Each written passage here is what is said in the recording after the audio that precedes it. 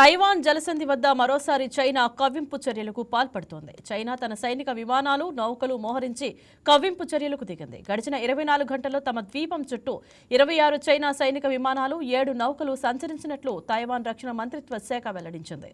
వీటిలో 16 విమానాలు తమ వాయు రక్షణ గుర్తింపు జోన్ పరిధిలోకి ప్రవేశించాయని పేర్కొంది.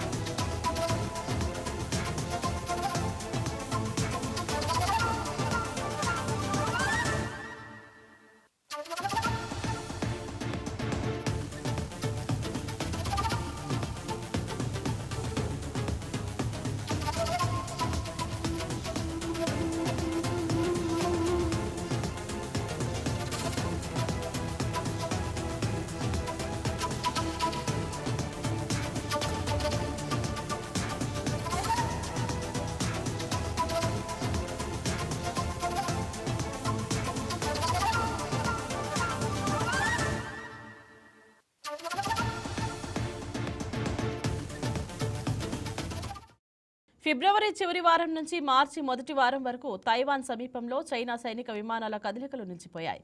2021 తర్వాత ఇంత ఎక్కువ కాలం పాటు చైనా విమానాల కార్యకలాపాలు ఆగడం ఇదే తొలిసారి. తైవాన్ అప్రమత్తమైంది. చైనా విమానాలు, నౌకల కదలికలను పర్యవేక్షించేందుకు తమ వాయు, నౌక దళాలతో పాటు తీర ప్రాంత క్షిపణి వ్యవస్థలను మోహరించినట్లు తెలిపింది. చైనా నుంచి కవ్వింపు చర్యలు మినహా ఎలాంటి దూకుడు చర్యలు చోటు చేసుకోలేదని అధికారులు తెలిపారు.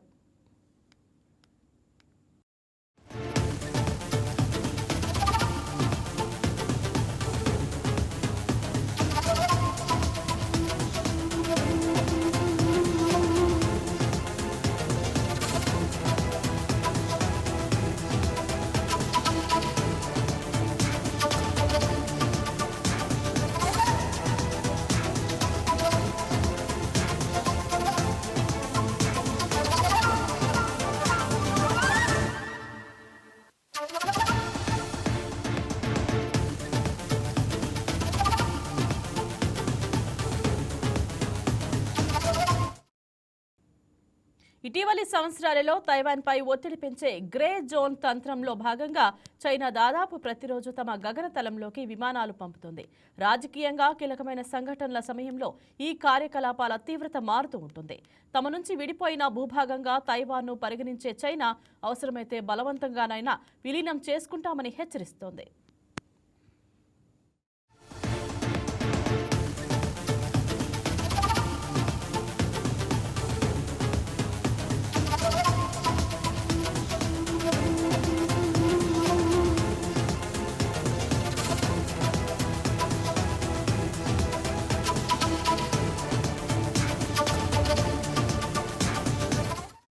ఇదే అంశం గురించి ఏపీ బ్యూరో చీఫ్ సలాం లైవ్ లో సిద్ధంగా ఉన్నారు. ఎస్, గుడ్ ఆఫ్టర్నూన్ సలాం. చెప్పండి, తైవాన్ జలసంధి వద్ద చైనా మరోసారి కవ్వింపు చర్యలకు దిగడానికి ప్రధాన కారణం ఏమిటి? Good afternoon Indraja. చైనా నుండి విడిపోయినటువంటి తైవాన్పై ప్రస్తుతము చైనా తన ప్రభావాన్ని చూపేందుకు ప్రస్తుతము అన్ని చర్యలు చేపట్టిందని చెప్పవచ్చు. అయితే ఇటీవల ఇరాన్, ఇజ్రాయెల్ రెండు దేశాల మధ్య అమెరికా ప్రోత్సాహంతో ఇజ్రాయెల్ ఇరాన్పై పూర్తిస్థాయి అంటే యుద్ధ వాతావరణం ఏర్పడినటువంటి పరిస్థితి మనకు తెలిసిన విషయమే. ఇప్పటికే ఇరాన్పై ఇజ్రాయెల్, అమెరికా ఈ రెండు దేశాలు సంయుక్తంగా దాడులకు పాల్పడుతున్నటువంటి పరిస్థితి. అదేవిధంగా ఇరాన్ కూడా మరోవైపు దాడులకు పాల్పడుతున్నటువంటి పరిస్థితి మనం చూడవచ్చు. అయితే ఈ ఇరాన్, ఇజ్రాయెల్ రెండు దేశాల మధ్య రోజు రోజుకు ఉద్రిక్తత వాతావరణం ఏర్పడుతున్న నేపథ్యంలో ప్రస్తుతం ఇప్పుడు తైవాన్ చైనా ఈ రెండు దేశాల మధ్య ఈ రెండింటి మధ్య ఉన్నటువంటి వైరం అనేది ప్రస్తుతం తెర మీదకి రావడం అనేది ఇక్కడ ప్రస్తుతం చర్చనీయాంశంగా మారింది. అయితే 1949లో చైనా నుండి తైవాన్ విడిపోయినటువంటి పరిస్థితి, తైవాన్ స్వతంత్ర దేశంగా పరిగణింపబడుతూ ఉంది ప్రస్తుతము. అయితే ఈ నేపథ్యంలో తైవాన్ వద్దకు అంటే గత 2 వారాల పాటు కాస్త నిశ్శబ్దంగా ఉన్నటువంటి చైనా ప్రస్తుతము ఒకటేసారి దాదాపు 26 యుద్ధ విమానాలు అదేవిధంగా 7 యుద్ధ నౌకలను సైతము తైవాన్ వైపుకు పంపించడం చూస్తే అక్కడ ఉన్నటువంటి ఉద్రిక్తత పరిస్థితి అధికంగా ఉందని ప్రస్తుతం మనం చెప్పుకోవచ్చు. ఈ పరిణామాన్ని అక్కడ అధికారులు ఎలా చూస్తున్నారు? గత 24 గంటల్లో 26 విమానాలు 7 నౌకలు సంచరించాయని తైవాన్ తెలిపింది కదా, మరి అసలు అక్కడ అధికారులు ఎలా చూస్తున్నారు దీన్ని? వాస్తవంగా చెప్పాలని అంటే పంపించినటువంటి 26 యుద్ధ విమానాలు 7 యుద్ధ నౌకలలో 16 యుద్ధ విమానాలు మాత్రం తైవాన్లోకి చొరబడినట్లు అక్కడ ఉన్నటువంటి అధికారులు సైతం గుర్తించడం జరిగింది. దీనితో వెంటనే తైవాన్లో ఉన్నటువంటి సైనికాధికారులు అలర్ట్ అయ్యారు. గగనతలంపై తమ యుద్ధ విమానాలను సైతం సిద్ధం చేసినటువంటి పరిస్థితి. అదేవిధంగా తైవాన్ వద్ద ఉన్నటువంటి సముద్ర మార్గంపై సైతం యుద్ధ నౌకలను పంపించి అక్కడ మొత్తం అప్రమత్తమైనటువంటి పరిస్థితి. ఏదేమైనప్పటికీ గత కొద్ది అంటే 2 వారాలుగా చైనా సైలెంట్గా ఉండగానే తైవాన్ అప్పటికే ఊహించామని చెప్పేసి తైవాన్కు సంబంధించినటువంటి అధికారులు సైతం చెప్తున్నటువంటి పరిస్థితి. చైనా సైలెంట్గా ఉందంటే నెక్స్ట్ వార్కు ఏదైనా సరే సన్నద్ధాలు చేస్తున్నట్టుగా తాము భావించామని, అయితే అదే తరహాలోనే ప్రస్తుతం యుద్ధ విమానాలు వచ్చి చక్కర్లు కొట్టడం, అదేవిధంగా యుద్ధ నౌకలు కూడా తమ ద్వీపం చుట్టూ చక్కర్లు కొట్టడం చూస్తుంటే చైనా ఏదో దురుద్దేశపూర్వకంగా తమపై దాడికి పాల్పడేటటువంటి అవకాశం ఉందని తాము గ్రహించామని, అందుకోసమే తమ సైన్యాన్ని కూడా అదేవిధంగా తమ యుద్ధ విమానాలను యుద్ధ నౌకలను ఇప్పటికీ అప్రమత్తం చేసినట్లు తైవాన్ సైతం ప్రకటించినటువంటి పరిస్థితి చూడవచ్చు. అయితే ఇలాంటి ఉద్రిక్తత పరిస్థితి ఈనాటిది కాదు, దాదాపు 1954-55లో సైతం ఇదే తరహా పరిస్థితి కనిపించింది. అదేవిధంగా 1958లో కూడా చైనా తైవాన్పై ఇదే తరహా పరిస్థితి కనిపించింది. అంటే మొత్తం మీద చైనా కవింపు చర్యలు అంటే ఏదైతే తైవాన్ను చైనా నుంచి విడిపోయినటువంటి 1949లోనే విడిపోయినటువంటి తైవాన్ అంటే అప్పట్లో ఉన్నటువంటి నేషనలిస్ట్ పార్టీ నాయకులు విడిగా వెళ్ళి అక్కడ తైవాన్లో అక్కడ స్వతంత్ర ప్రభుత్వం ఏర్పాటు చేసుకుని అక్కడే స్వతంత్ర సైన్యాన్ని ఏర్పాటు చేసుకుని ఉన్నటువంటి పరిస్థితి. అయితే చైనా మాత్రం ఇప్పటికీ తైవాన్ అనేది తమ భూభాగంలో ఒకటిగా తాము పరిగణిస్తున్నామని, అదేవిధంగా వన్ చైనా పాలసీలో భాగంగా తైవాన్ను తాము ఆధీనంలోకి తీసుకుంటామని చెప్పేసి ఎన్నోసార్లు చైనా ఇలాంటి చర్యలకు పాల్పడినటువంటి పరిస్థితి. ఈ నేపథ్యంలో తైవాన్ సైతము ఇప్పటికే అప్రమత్తమైంది. అక్కడ ఉన్నటువంటి అధికారులు సైన్యాధికారులు అక్కడ ఉన్నటువంటి స్వతంత్ర ప్రభుత్వంగా పరిగణించబడుతుంది కాబట్టి అక్కడ ఉన్నటువంటి ప్రభుత్వం సైతం అప్రమత్తమైంది. ఇప్పటికే యుద్ధ విమానాలను యుద్ధ నౌకలను సిద్ధం చేసినటువంటి పరిస్థితి. ఏదేమైనప్పటికీ సలాం చైనా విమానాల్లో 16 విమానాలు తైవాన్ ఎయిర్ డిఫెన్స్ ఐడెంటిఫికేషన్ జోన్లోకి ప్రవేశించాయి కదా, మరి దీనిపై తైవాన్ ఎలా స్పందించింది? అంటే ఇప్పటికే అక్కడ ఉన్నటువంటి నౌకాదళం సైతం అలర్ట్ అయింది. అదేవిధంగా అక్కడ ఉన్నటువంటి గగనతలంపై ఇప్పటికే తైవాన్కు సంబంధించినటువంటి యుద్ధ విమానాలు సైతము విహారం చేస్తున్నటువంటి పరిస్థితి చూడవచ్చు. అయితే అక్కడ ఉన్నటువంటి మొత్తము ఏదైతే చైనా నుంచి వెళ్ళినటువంటి 26 యుద్ధ విమానాలు ఉన్నాయో వాటిని అరికట్టేందుకు తైవాన్ పూర్తి స్థాయిలో అప్రమత్తమైందని చెప్పారు. అయితే ఇకపై అంటే ఇప్పటికే ఆ యొక్క యుద్ధ విమానాలు వెనుదిరిగినటువంటి పరిస్థితుల్లో అక్కడ పహారా కాస్తున్నాయని చెప్పవచ్చు. మొత్తం మీద తైవాన్కు వచ్చినటువంటి నష్టం ఏది లేదని చెప్పవచ్చు. కానీ చైనా మాత్రం ఇది ఒక కవ్వింపు చర్యకు పాల్పడింది అని చెప్పేసి తైవాన్ ఇప్పుడు తేల్చి చెప్తున్నటువంటి పరిస్థితి ప్రస్తుతం ఉంది. ఫిబ్రవరి చివరి వారం నుంచి కొంతకాలంగా చైనా కార్యకలాపాలు తగ్గాయి కదా, మళ్ళీ ఇప్పుడు ఎందుకు పెరిగాయి? అంటే వాస్తవంగా చెప్పాలంటే ఆసియాలోనే చైనా తన ప్రభావాన్ని చూపేందుకు ఆరాటపడుతున్నటువంటి పరిస్థితిగా మనం చెప్పుకోవచ్చు. అయితే ఓవైపు ఇరాన్ ఇజ్రాయెల్ మధ్య ఈ 2 దేశాల మధ్య వార్ సాగుతుండగా అమెరికా దృష్టి వచ్చేసి పూర్తి స్థాయిలో ఇజ్రాయెల్కు మద్దతునివ్వడం, అదేవిధంగా ఇరాన్ను పూర్తి స్థాయిలో అక్కడ ఇరాన్పై యుద్ధం ప్రకటించడం అంటే ఇరాన్పై దాడి చేయడంపైనే అమెరికా పూర్తి స్థాయి దృష్టి సారించినటువంటి పరిస్థితి చూడవచ్చు. దీన్నే సాకుగా చూసుకున్నటువంటి చైనా తైవాన్ను ఎట్టి పరిస్థితుల్లో తమ ఆధీనంలోకి తీసుకోవాలనే కోణంలోనే ఇలాంటి చర్యలకు పాల్పడిందని చెప్పేసి అంతర్జాతీయ విశ్లేషకులు సైతం భావిస్తున్నటువంటి పరిస్థితి. అది కాకుండా ఆసియా ఖండంలో చైనా తన ప్రభావాన్ని ఎట్టి పరిస్థితుల్లో చూపించుకోవాలనేటటువంటి కోణంలో సైతము ఇలాంటి కవ్వింపు చర్యలకు పాల్పడిందని చెప్పుకోవచ్చు. రైట్. తైవాన్ తన రక్షణ చర్యలో భాగంగా ఎలాంటి సైనిక ఏర్పాట్లు చేసుకుంటుంది? ఇప్పటికే తైవాన్ పూర్తి స్థాయిలో అలర్ట్ అయింది. ఏదైతే చైనా అంటే ఇది ఈ రోజుది కాదు, దాదాపు ఎన్నో ఏళ్ళుగా సాగుతున్నటువంటి ఇది ఒక కవ్వింపు చర్యగా తైవాన్ చెప్పుకుంటున్నటువంటి పరిస్థితి. అయితే ఏమైనప్పటికీ ఇప్పటికే తన సైన్యాన్ని అలర్ట్ చేసింది. ఏదైతే చైనా చేసేటటువంటి ఏవైనా సరే దాడులు చేస్తే దాన్ని ప్రతీకార దాడులు చేసేందుకు సైతము తైవాన్ పూర్తి స్థాయిలో సిద్ధమైందని కూడా చెప్పవచ్చు. అయితే ఇక్కడ మనం ఒక మాట కూడా తెలుసు, ఇక్కడ ఒక విషయాన్ని మనం గుర్తుంచుకోవాలి.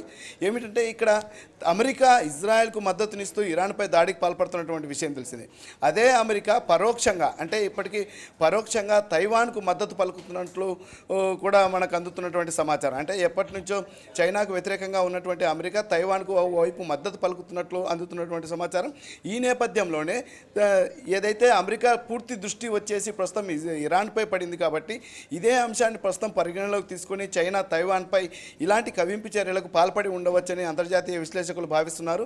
ఏదేమైనప్పటికీ ఓవైపు ఇరాన్ ఇజ్రాయెల్ మధ్య ఇలాంటి యుద్ధ వాతావరణం ఉన్నటువంటి పరిస్థితుల్లో చైనా కూడా తైవాన్ను పూర్తి స్థాయిలో ఆధీనంలో తీసుకునేందుకు మున్ముందు ఏవైనా సరే ఇంకా ఎటువంటి చర్యలకు పాల్పడుతుందనేది ప్రస్తుతం పూర్తి స్థాయిలో ఒక ప్రశ్నార్థకంగా మిగిలిందని చెప్పవచ్చు. కానీ ఇప్పటికైతే 26 యుద్ధ విమానాలను 7 యుద్ధ నౌకలను ఏదైతే తైవాన్ ద్వీపం వద్దకు పంపించినటువంటి చైనా ప్రస్తుతము ఏదైతే తైవాన్ అలర్ట్ కావడంతో అంటే వెంటనే గగనతలంపై యుద్ధ విమానాలను అదేవిధంగా ఏదో తైవాన్ అనేది ద్వీపం కాబట్టి అక్కడ ఉన్నటువంటి సముద్ర మార్గంపై తైవాన్ కూడా యుద్ధ నౌకలను పంపించడంతో అక్కడ ఉన్నటువంటి పరిస్థితిని వెంటనే గమనించినటువంటి చైనా అవి వెనుదిరిగాయని మనం చెప్పవచ్చు.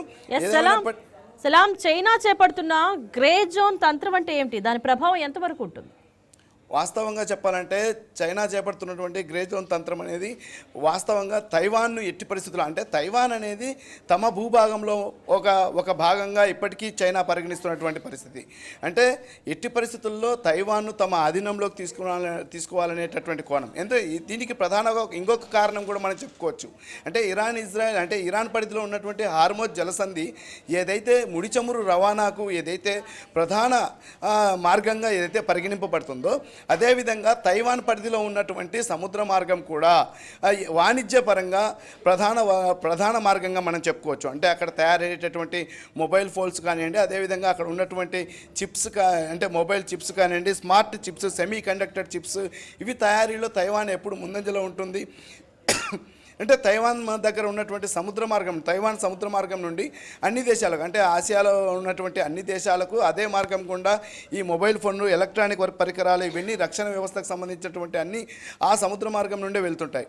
కాబట్టి ప్రస్తుతం తైవాన్ ఆధీనంలోకి తీసుకొని తమ భూభాగంలో ఒక భాగాన్ని తాము పూర్తి స్థాయిలో ఆక్రమించుకున్నాము అనే ధోరణిలో చైనా ప్రయత్నించేటటువంటి చర్యలుగా ఇవి మనం చెప్పుకోవచ్చు. అయితే ఏదేమైనప్పటికీ చైనా చేసినటువంటి ఈ కవ్వింపు చర్యలతో ప్రస్తుతము తైవాన్ కూడా అలర్ట్ అయింది. ఎట్టి పరిస్థితుల్లో చైనా కవ్వింపు చర్యలకు తలగ్గోది లేదంటూ ప్రకటించారు. అదేవిధంగా ఇప్పటికే తమ రక్షణ వ్యవస్థను కూడా పూర్తి స్థాయిలో అప్రమత్తం చేసినటువంటి పరిస్థితి ఉంది. ఇంద్రజ, రైట్, థ్యాంక్ యూ సలా. Thank you Indraja.